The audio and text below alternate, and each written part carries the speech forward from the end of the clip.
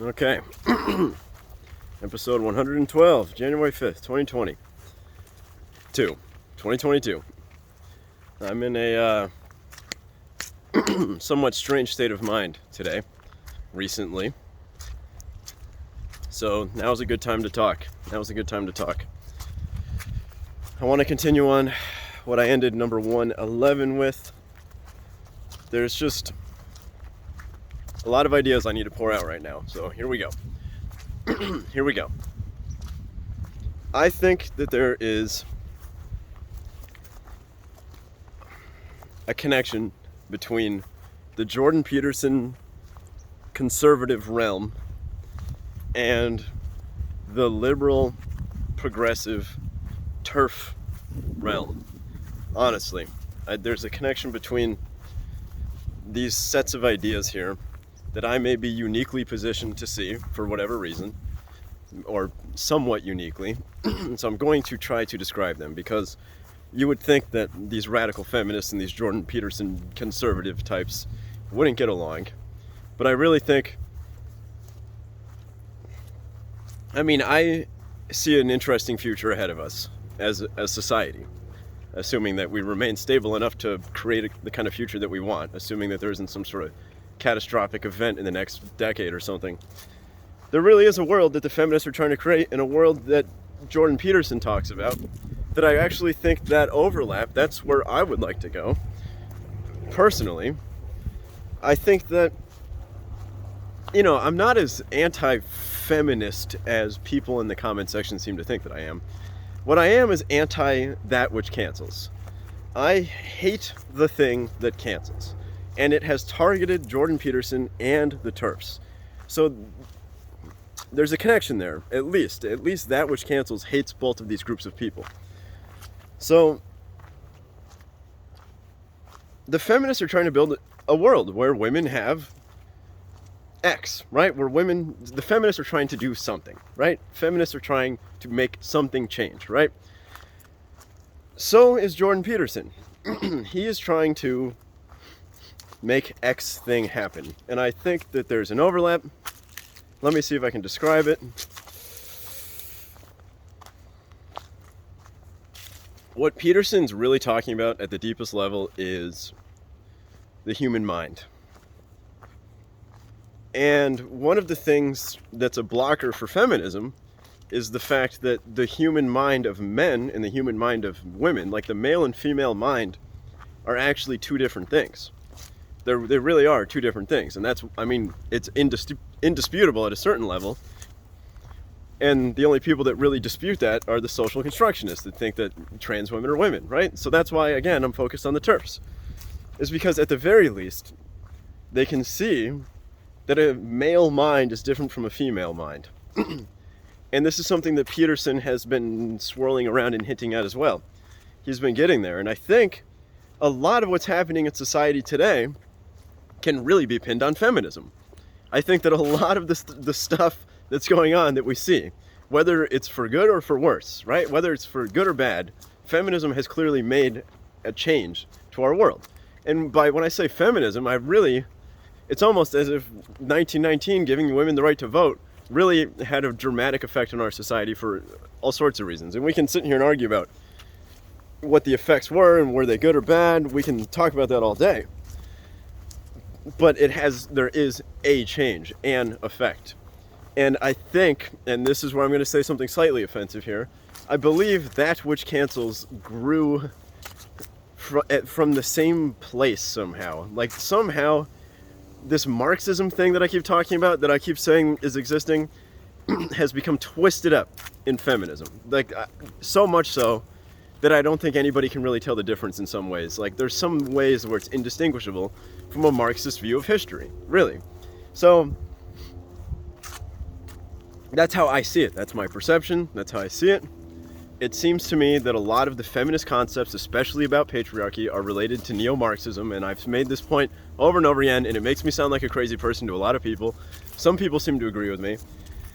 But what I see is that the feminism that isn't Marxist is exactly the same thing that Jordan Peterson is talking about.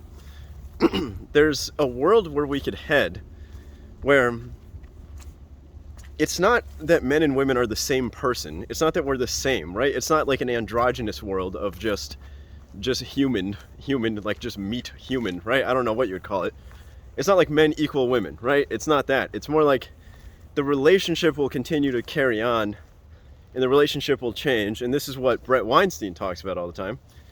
Weinstein, I always get that wrong, but it's not that there's an elimination of the relationship. It's a renegotiation of the relationship. It's really what it is.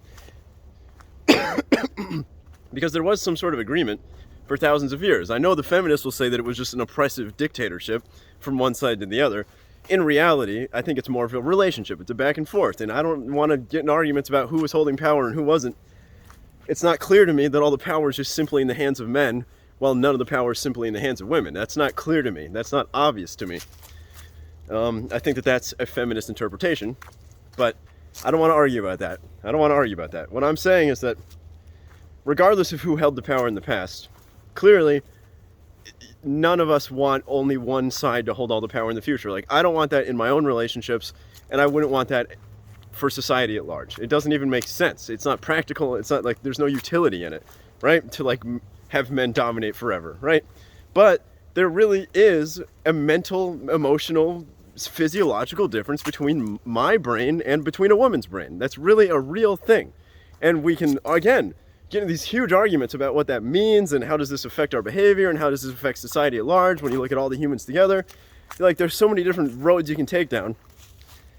But I think when you take the feminism and you extract away the Marxism, so you just have the part that actually just cares about women, like actually the part that literally cares to make women's lives better, not to just gain power as a political tool, which I think is what's happening. Women are being wielded as a political tool by feminists. It's almost how I see this. I would call it Marxists wielding a political tool, wielding identity politics as a political tool to gain power. But I think if you can take the part that's just focused on women, actually focus on human women, and you combine it with the things that Jordan Peterson is talking about, which he's not the only one talking about it, right? I get called a Petersonite. I mean, has clearly had a heavy influence on me. I will admit that freely. I know that discredits me to some people. That makes me like this unreasonable conservative. Really, though, the future I'm imagining it's like Wakanda, honestly. Wakanda's a fictional place, I know, but I make a lot of Avengers references. I love Avengers, forgive me. 28-year-old guy, those movies are practically made for me. I am the target audience of of those movies. They spend lots of money. I like them. Deal with it. That's another thing people discredit me for. Oh, this guy doesn't know anything about movies. He likes Iron Man. Fuck that. Back on track. When you look at Wakandan society, right? And this is, if anything was written to satisfy that which cancels, it was Black Panther the movie, right? It's about a black person. It's a society where the women are generals. The army's run by women, and it's a black guy. It satisfies the feminists and it satisfies the BLM people. And Disney knows this. Of course they know this. That's Black Panther was it made the most money out of like any Avengers movie, or it was like in the top 5 for sure, I think. Black Panther made an incredible amount of money, and they knew what they were doing. So what are the odds that they bring up a black superhero during... Okay, forget that. But if you look at Wakandan society, it's not that men and women are equal in this society. Like, it's not that... Let me slow down here. It's not that men are the same as women, right? It's just that there's a negotiation there that you wouldn't expect, right? Because if you go watch What If, the series, it's a cartoon series that they made recently. It's on Disney Plus. I got a subscription just to watch it. It's just whatever. It's mental chewing gum is what my English teacher might call it from high school. But there's this one scene that stuck with me where the Wakandans are about to do battle with an evil robot army. And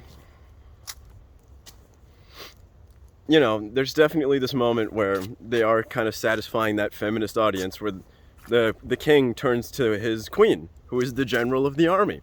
And he goes, okay, time for you to fight. And they go and they fight. And they show this kind of setup that happens during the war, during the battle, where it's not that the men and women are side by side holding the same weapons.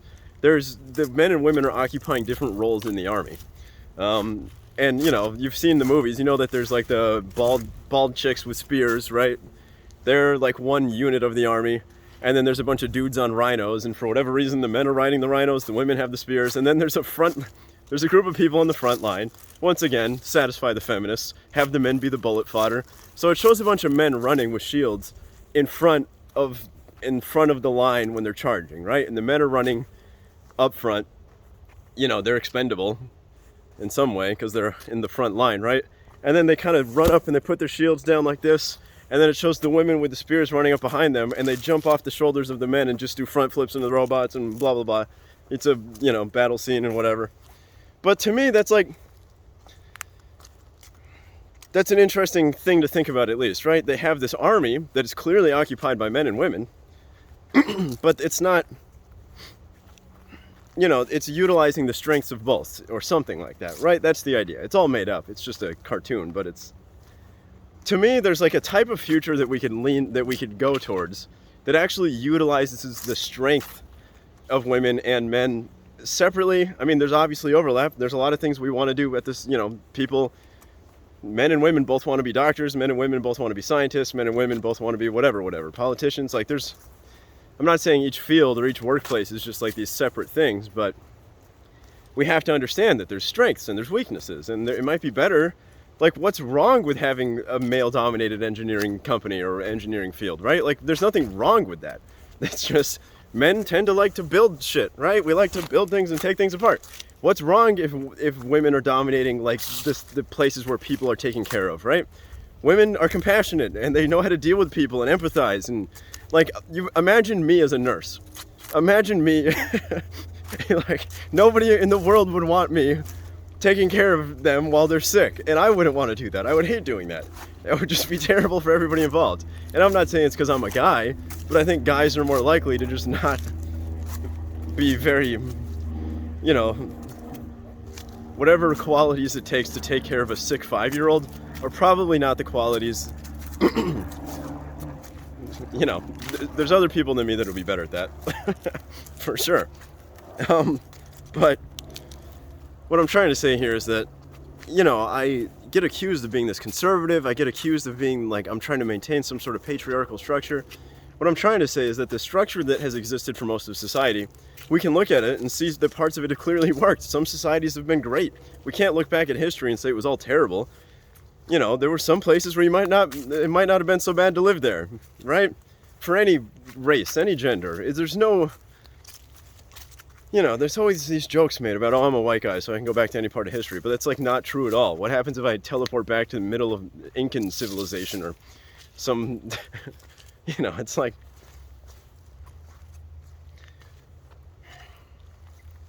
the relationship between men and women has been changing a lot over time. It has constantly been changing. And I don't think it's fair to say that it was all in the hands of men forever or for thousands of years. I think it's more like an evolving structure. It's probably going back and forth. I mean, there's clearly a difference between how men are treated and how women are treated, but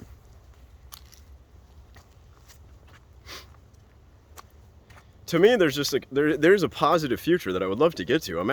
I consider myself like radically progressive in certain ways, honestly. There's incredible changes I would make, both on a mechanical level, politically, and societally, socially. I think that there's social changes we can make. I just don't like the rhetoric that I hear from all of these woke people. Their society that they want to set up, to me, just sounds like a communist society, because they're just a bunch of Marxists, right? Like, that's what I hear, that's what I see. The future they describe, that's the future that I see. This, like, strange, sexually perverted realm that they, like, want us to go to, right? Like, there's, like, it's this weird reality that they describe as the future. And it is not a reality that I don't even think they want to live in. I think that they've been absorbed by something, and what I'm trying to do is show that I really am not conservative, but I just don't agree with, like, any of the rhetoric on the left somehow, because I think the left has just been consumed by morons. The only thing we need to conserve is liberalism. Everybody's equal. That's the conservative thing right there. Liberalism. Which I've been arguing for months now. You can look at, I have a video titled Conserve Liberalism.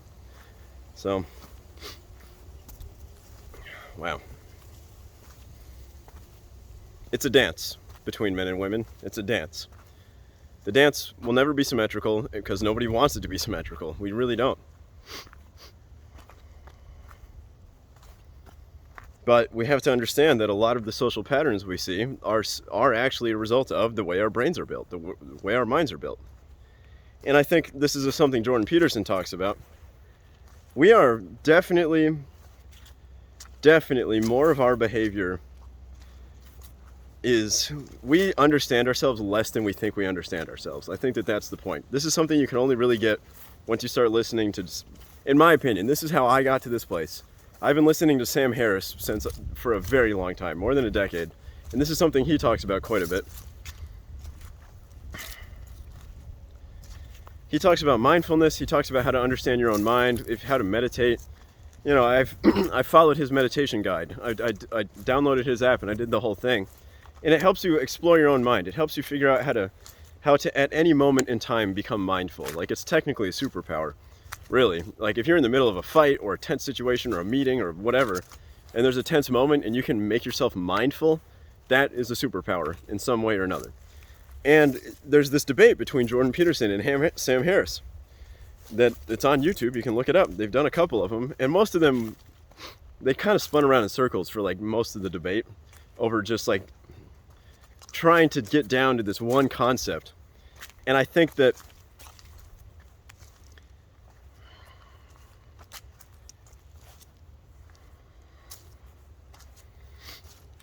whatever that one concept is, combined with the overlap with TERFs, that's where I want to go. That's where I want to go. There's a world where we understand ourselves. Like, it's really about understanding us. And it's not just us as an individual, it's us as a relationship between men and women. Like, we need to understand what that means. It's not just men equal women, right? It's funny, I talked to my mom about this when I was back visiting home, and she gave me, I said, I asked her, what's the difference between a woman and a feminist, right? We were kind of talking about that. And she gave me what I consider to be like a classic boomer answer, which was, feminists want to be men. That's what she said. And then she said, women want respect and love, but feminists just want to be men. And, you know, that is a kind of a funny answer, but there's some truth in that. I think the feminists are sort of looking at men and they want to like erase the distinction between men and women. And that's just not, first of all, it's impossible. And it's also not what you really want. It's not what women actually want. Women don't want to be men. You know, they want other things than that. So, I haven't really made a point here or anything. I'm just sort of rambling. I gotta take a shower. I haven't showered in an amount of days that I will not reveal on the internet right now. My shower's outside and there's snow everywhere, so showers are uncomfortable. Although it is an experience. If you've never taken a shower in like 30-degree weather, I recommend you do it. It's actually very nice with the hot water, but anyway.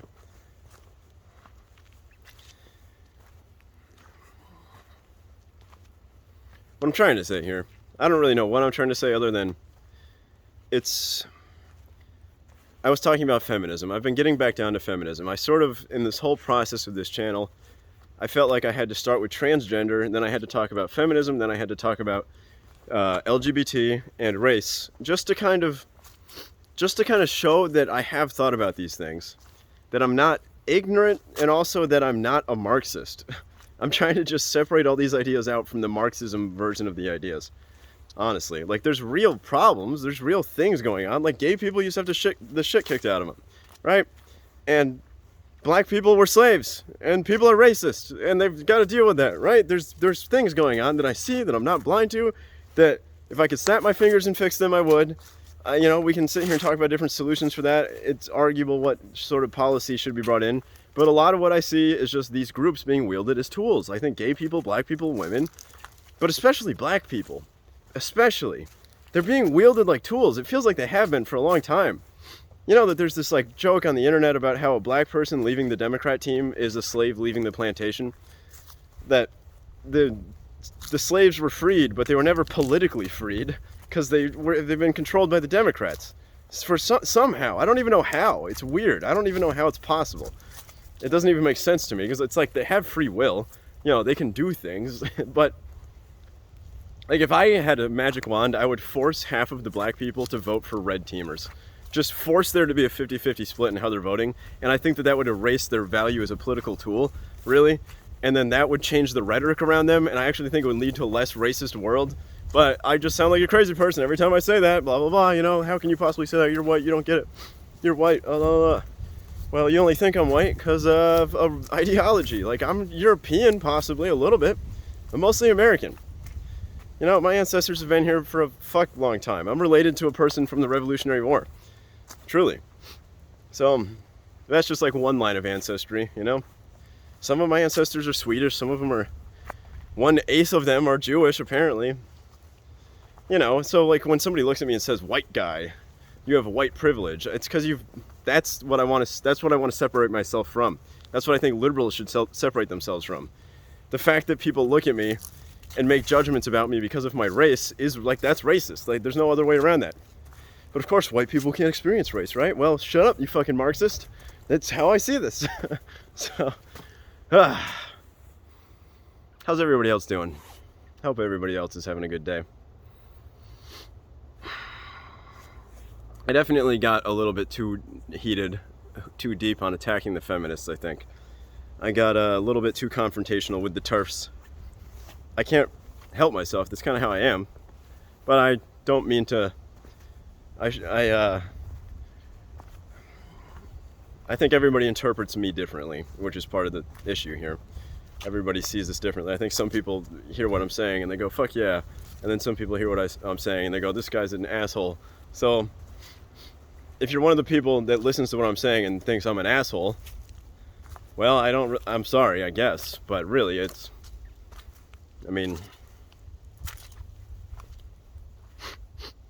strange that we can really look at people and think like, it's strange to me that blue teamers look at the red team and think that those are just like more morons or assholes or something. And people on the red team, like I've spent 3 years in LA listening to people just complain about this part of the country that I'm in right now, right? And now I'm living in this part of the country and I'm listening to people complain about the people in California. That's all they do. One guy told me we should nuke California. You know, and like, he was joking, but also there's like quite a level of seriousness there, right? Like that's California's value to him. Value is like, it's worth a nuke, right? Like these people are crazy.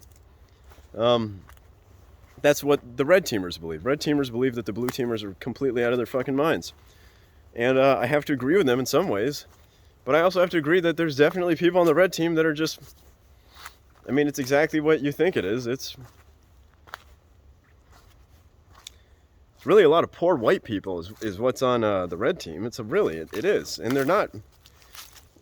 That's what drives me crazy about all this BLM rhetoric. It's like, these people are not better off over here, right? They're not. In the neighborhood I'm in, the things I've seen here, these aren't people just rolling in white privilege. These are people, a lot of them are struggling, you know?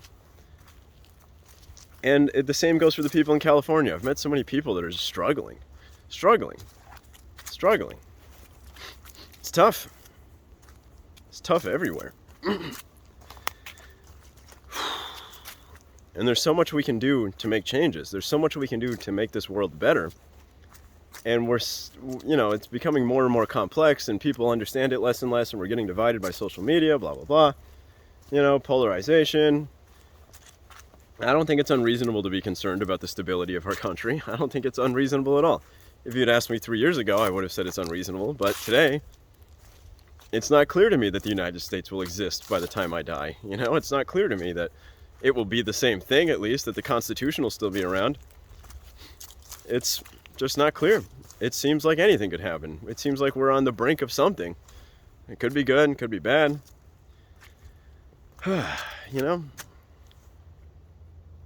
Like a lot of the conditions we're seeing today in real life, in real time, there's so many parallels to the beginnings of World War II. The inflation that's happening in the US, right? What drove Hitler's rise to power? And then if you look at the Russian Revolution, the Marxist takeover, there's a lot of people were unhappy in Russia, and Russia became one of the shittiest places to live for decades shortly after a revolution. It was probably one of the worst places to live, I would say. Like, nobody wants to live under communist Russia, I don't think, unless you're one of the kingpins, you know? And it's not entirely clear to me that we're not headed that direction. Like, if you think about it, think about what we always make fun of China for. Like, everybody, even on the left and the right, agrees that we don't really want to live in a world where the government is controlling what we see on the internet and what the social credit score and, you know, the welding people into their apartments for COVID and, you know, very strict authoritarian government. Like, I don't think anybody really wants that. Even extreme lefties don't really want that, but they're like pushing towards it without knowing they're pushing towards it. So I would like to avoid all that stuff. I also want to avoid a dictator coming from the right, which seems possible as well. It seems entirely possible that we have a right-wing fascist dictator take over in the next 50 years at some point. You know, that's also possible. What I want is to maintain the literal values of the Constitution, where everybody's equal, everybody's treated as equal, we have freedom of speech, we have as much liberty as possible. Really, just like maximize liberty. Truly. We are in danger of losing this. In danger. That's what it feels like. For so many reasons. And yeah, maybe that's the point of this channel, is just to keep it alive by talking about it.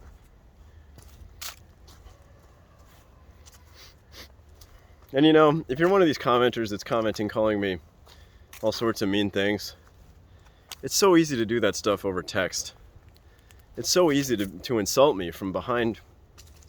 You know, this is like you have road rage and I'm just another car and you can't see me, or I can't see you, so you feel like you have this shield. And I don't have that. I'm exposed here. You can see everything. You can see my face, my voice. You've seen the inside of my house. You know what my life is, you know? And I don't know anything about you. And you sit there and attack me and call me everything. Call me all sorts of things. Some of you. You know, I've watched comments go up and get deleted immediately, but I see them. For those seconds that they're up there, I see them. They're written, and they're aimed at me, and I read them, and I understand them, and it is as if you spoke them to me. So, I did have a rule at one point where I wasn't going to read any of the comments or interact with any of them just for my own mental health. But I enjoy interacting. And I also think it's what I want to do. I want to engage. But if you're going to say something mean, I'm just going to start asking people to post videos. Like this one user, PM Berkeley, is just shitting on me. Like, it's constantly.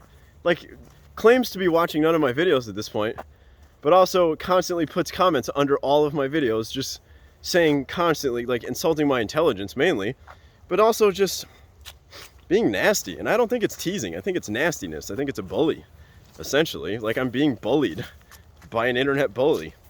And it doesn't feel good. It doesn't feel good at all. It's ridiculous that I, you know. So I think I'm going to say to people that are going to be mean, post a video of your own face saying the words you're saying, right? And then let me insult you. I bet I could find 1,000 things wrong with people who are insulting me like this. 1,000 things wrong. I'm not perfect. Alright, well, that was a quick little rant about that, but there's a level of risk you take by putting your identity on the internet like that, and there's a level of respect that should come with it too. Like, I respect Vanessa Vokey for doing what she does, you know, and all these other people, and I focus on her quite a bit, maybe too much, but you know, she's my age, and she's basically saying things that I know she's getting 10 times the amount of hate I'm getting. She also gets 10 times the support, but she's has a bigger audience. The TERFs are the future, man. The TERFs are the key to everything. Really. It's how we save the whole liberal party. It's how we save liberalism. It's through the TERFs. They're the beginning of it. It's like the TERFs combined with the Jordan Peterson people. These two idea sets are going to merge and bring us into the future. That's kind of that's what I see, but also that's the position I'm currently in.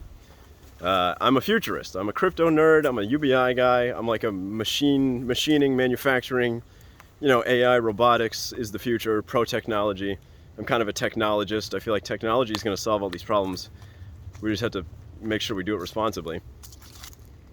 That's me. I'm like the futurist technology guy who just would rather not live in China or Russia. I'd rather live in some sort of beautiful American future where we have, we could build a really good future for everybody. We really could. We could be living in an amazing world in 50 or 100 years where truly like starvation is never happening, and then we could have material abundance. It's kind of the capitalist promise, but really goods and services could all be at our fingertips for cheap, and everybody has liberty. We have all the things we need. People are doing art and science and going to the moon and Mars and going to the bottom of the ocean and making movies and painting things, and we could get there. We could get there. We just have to not fuck it up. We seem to be trying to fuck it up because we get stuck on arguments over whether systemic racism exists or not and things like that. And we cancel people. We're suppressing speech. There's a reason free speech is number one. There's a reason it's the First Amendment. There's a reason. A real reason. I think that we've lost the understanding of how important that is. Liberalism requires freedom of speech. There's no distinction between liberal values and freedom of speech. There's no distinction. It's like one and the same. You lose freedom of speech, you lose liberalism. And without liberalism, we're somewhere else. We are somewhere else entirely, right? The US has been great because of liberalism. We lose freedom of speech, we lose liberal values, we lose the US. So that's why I don't think I'm exaggerating. That's why I don't think that when I talk about what's dangerous and I talk about these things that are canceling and taking away platforms, deplatforming, I really think that that's what I'm talking about here. I'm talking about, this is like the fate of our society here we're talking about.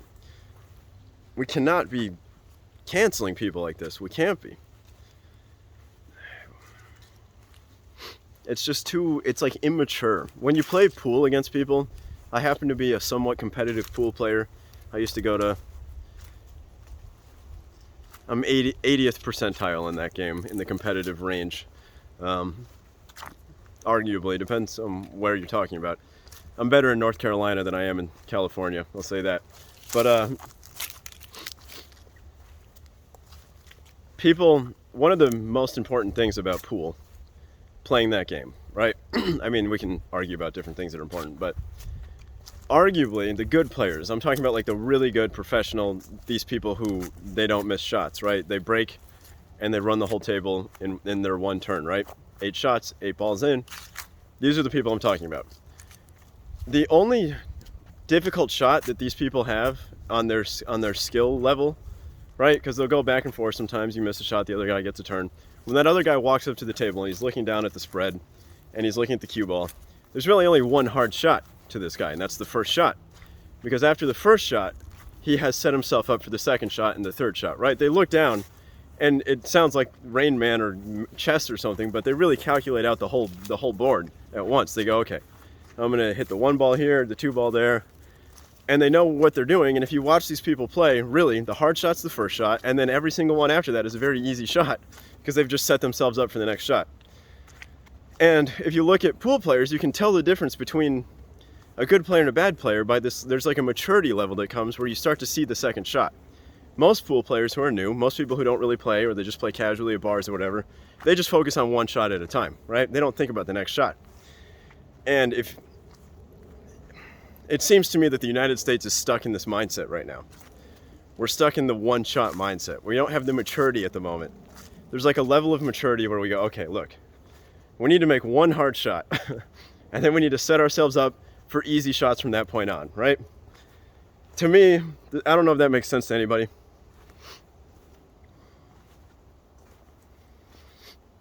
We have this immaturity at this moment. We're stuck in we are squabbling like 5-year-olds.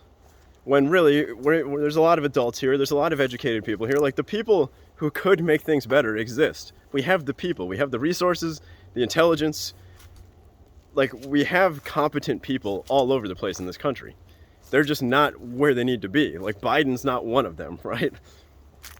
I don't know who is, Andrew Yang, maybe, but even then, it's not just him is the answer. It's like getting the competent people, the mature people, the wise, intelligent people, getting them into the places where they need to be is kind of the main problem here.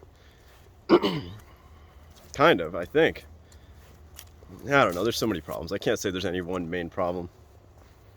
But, yeah, there's a, what am I going to title this video? Wakanda Forever. Maybe.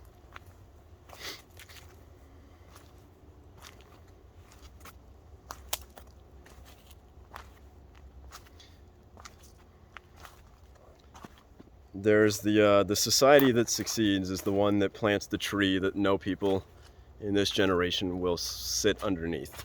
There's a quote, something like that. The society that succeeds is the one that can make the long-term strategies. Like, we need to be thinking about our grandchildren. We need to really be thinking about that. And right now, we're barely even thinking about tomorrow. We're just like, what the fuck's going to happen in 2022? Oh my God, 2024 is going to be fucked up. Like, there's not a lot of conversations that go very far into the future. Our horizons, our time horizons have closed. We're, like a panicked animal. We are just thinking about the next second. What can we do right now? What's the next second? What are we doing right now? COVID did that to us. It turned us into a gigantic panicked animal. We've just been flailing around like idiots. Like, the government response, I don't care who you are, you have to admit that we fucked up this COVID response. I think we're going to find out years from now. I don't know how they're going to do the math, but we're going to figure out that hundreds of thousands, maybe even in the millions of people died unnecessarily. Like, we really suffered huge damage here unnecessarily that we could have avoided if we were more wise. If we were better pool players, thinking more than one shot ahead somehow. That's what I think. That's what I think.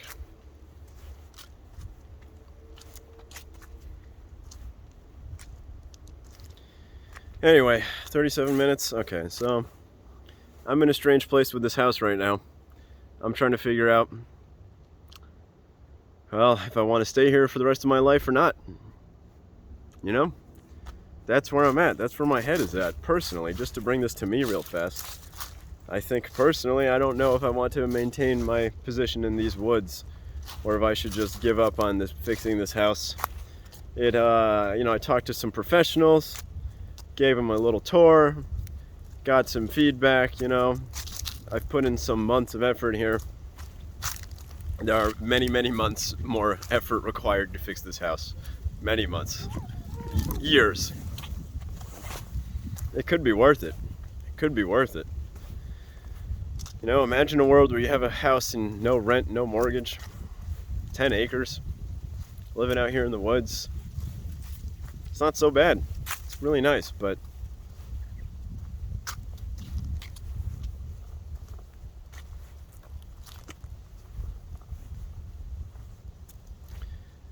there comes a time where you have to wonder if the work is worth it, if my time isn't better spent doing something else. Like talking for 38 minutes on a YouTube channel. I've also been considering if I should continue this channel or not. I don't think you should be surprised if the whole thing disappears suddenly. That means that I gave up. That means I stopped and I didn't want to keep it up there. There's a possibility that happens, but not today. Not today. Not anytime soon, I think. I like doing this channel. I got 49 subscribers. I got an audience. To me, that's a lot. That was more than I expected. And this channel, despite the possibility of me coming across as losing my mind, I think it's how I think. It's how I've always thought. I just kind of go on thought benders for a while, where I just get obsessed with one thing for like weeks. It's the only thing I talk about. Anybody who knows me in the past knows that I'm an obsessive person. I get very laser focused in on one thing, and it's the only thing I think about for long stretches of time. And so it's nice to have it documented this time around. At least this time, years from now, I'll be able to go back and see what I was thinking. And then I'll be able to tell if I was crazy or not.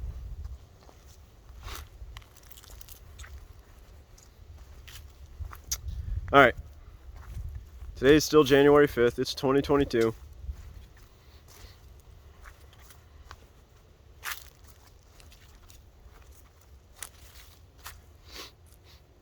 At the end of the game, the king and the pawn go back in the same box.